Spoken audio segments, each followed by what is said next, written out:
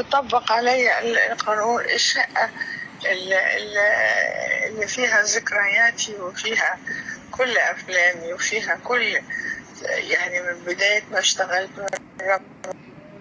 على دوري لغاية الراقصة والسياسي، فيها كل الحاجات دي كلها، وهي إيجار وجامعة الدول العربية.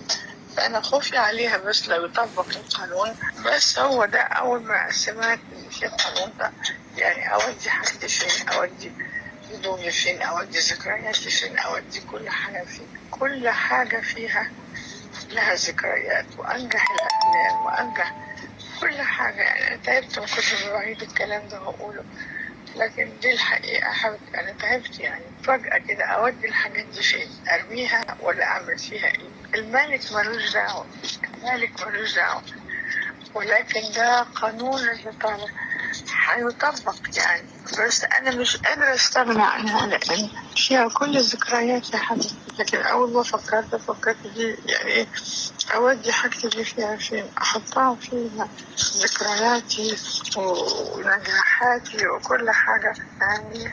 ربنا كبير، هنقول إيه، ربنا كبير. أنا بس متضايقة.